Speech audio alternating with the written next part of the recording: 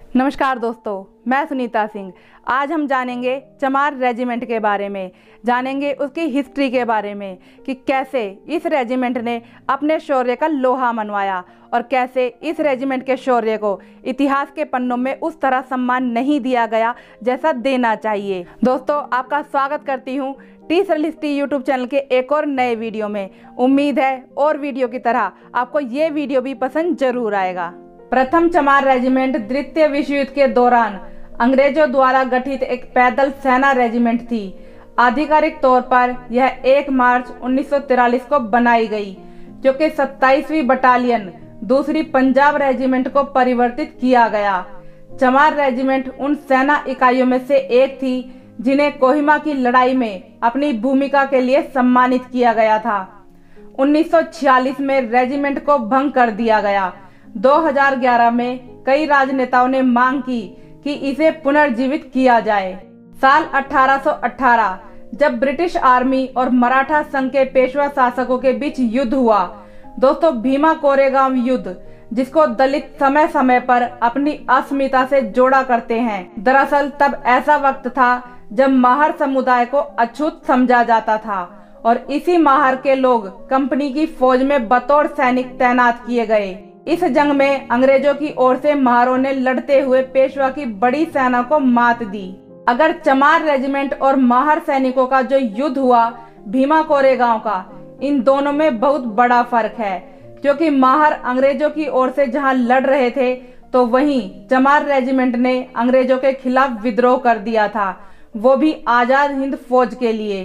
अंग्रेजों ने चमार रेजिमेंट के सैनिकों को सबसे पावरफुल जापानी सेना से लड़ने के लिए भेजा, पर उन्होंने इन सैनिकों को जब इंडियन नेशनल आर्मी से लड़ने को कहा तो उन्होंने बगावत की और इस बगावत के रास्ते को सही समझा।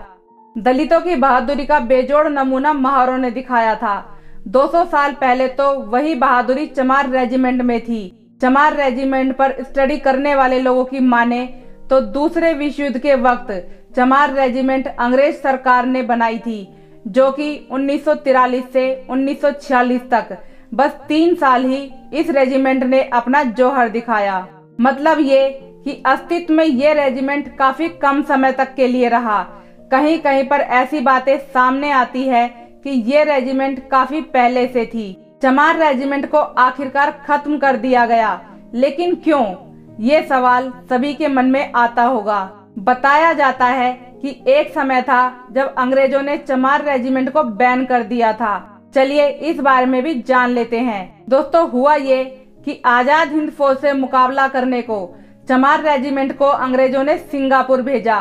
तब रेजिमेंट को कैप्टन मोहनलाल कुरील लीड कर रहे थे, जिन्होंने साफ साफ देखा कि कैसे चमार रेजिमेंट के सैनिकों के हाथों अंग्रेज हमारे देशवासियों को मरवा रहे हैं। फिर क्या था, उन्होंने इसको इंडियन नेशनल आर्मी में शामिल किया और अंग्रेजों से भिड़ जाने का निर्णय लिया।